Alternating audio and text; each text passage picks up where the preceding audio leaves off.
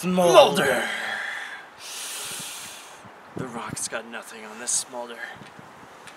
You can feel it through the camera, smoldering right at you. Come here. Breathe in the Smolder. Come on over. It's kind of like the feeling you get from being in Jumanji. The video Smolder. game. So this is Jumanji, the video game, and right off the bat, it kind of feels like a mixture of Tomb Raider, Uncharted. Yeah, that I was thinking like Tomb Raider Light. The puzzles aren't really puzzles; it's like fetch quests. Strange Brigade. That's the yeah. other It feels like a kid's version of Strange Brigade, in which we played a while ago, and it was actually kind of hard. This is sort of like very forgiving, other than the rhinos. Well, except with the exception of the free lives bit. Yeah, the lives bit is probably what makes it challenging. So, but it's not like it makes it the Dark Souls. It looks cool. I mean, it looks like a cartoonish Play-Doh look to it. And it helps that it actually shows like the characters. Yeah, and like they didn't bring on The Rock. I'm sure that they didn't want to pay the $1 billion for his voice acting and all the other voice actors.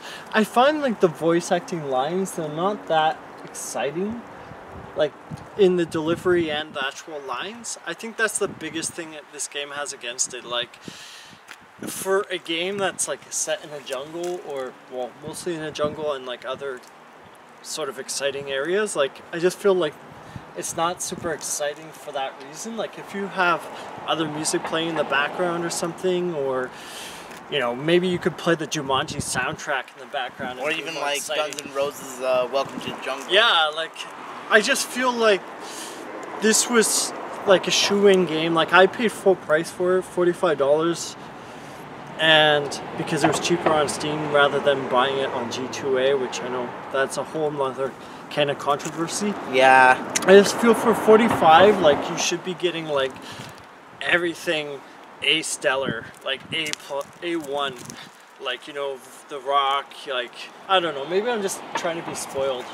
Oh yeah, no, I think you have some sort of right to be a little yeah, I just feel like, I mean, considering how much money like both of the recent movies made, you think they would go all out, but I feel like this is like, I wouldn't say it's totally shovelware, but I feel like at the same time they could have gone out a bit more. They could have gone, yeah, but for what it is, it's fairly tame and fairly average. Yeah, like if I've been seeing some scores, and I think like a 6 or a 7. Like a lot of the scores I've been seeing, it's like a 6. It's either like above average or. I think if you really need a Jumanji game, or really need like a family-friendly Tomb Raider game, like this, I would easily recommend this. I can't think of anything else. I actually could think of another Jumanji game.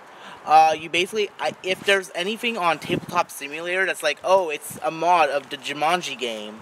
Yeah, like I can see a mod, Jumanji board game conversion mod, maybe doing a better job. But honestly, like once this is 2025, like it seems decent. I mean, I think that is the word I'm going to use for this. It's a decent trip through the jungle, not like a welcome to the jungle.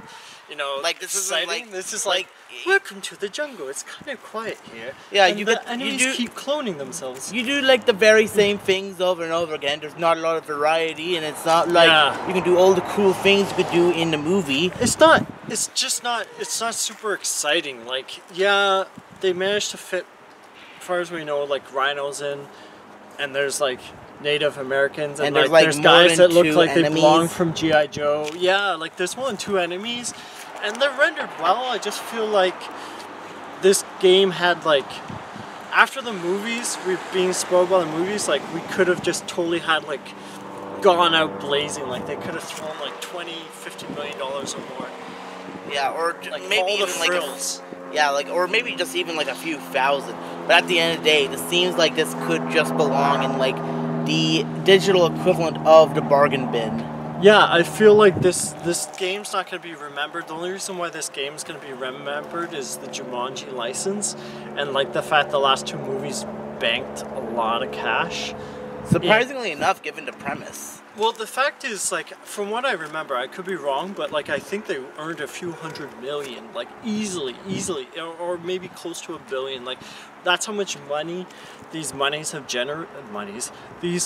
have generated, and like, you can see they just got the game out just before the movie dropped. I think what the problem was, we were expecting like something akin to like an Uncharted. With the gem concept where you have to pass the gem. Oh yeah, no, that's actually kind of cool. That is cool. I have not seen that before, because if you have the gem too much, it starts to hurt you. Yeah, like lightning strikes at you and you automatically... And each character has their own ability too. Yeah, just like the movie. You have like... It's just... You have like The Rock, like has that ground pound. I was able to heal like people. It didn't go the last extra mile or two to make something really special. Like what's there is okay, but they could have done a little bit more. Okay, there's a difference between like the Total Recall games that came out and GoldenEye 007. Like no one really remembers the Total Recall games, but GoldenEye 7, like 20 years plus later, it's very memorable. It's a definitive Bond game. So how would you improve this game? I just, get The Rock, get some better lines. Like, I just feel like every single time The Rock in the level's like, I'm fully charged up now. It's like, it reminds me of like Buzz Lightyear, like, I'm all charged up there, Woody.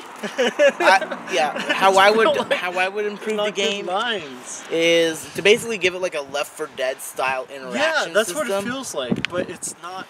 Where it's like, not even like, the whole AI randomly generates the story for you. Not the story, but like the encounters for you. But rather like just the interactions. Like, have like some banter between the... Yeah, like something, like some witty lines. Like Smolder like, or Mouse instead of, or... it feels like kind of hollow a bit. Like, the graphics are okay, the lines are okay, but like, it feels like they need that zing to it to make it extra special, so...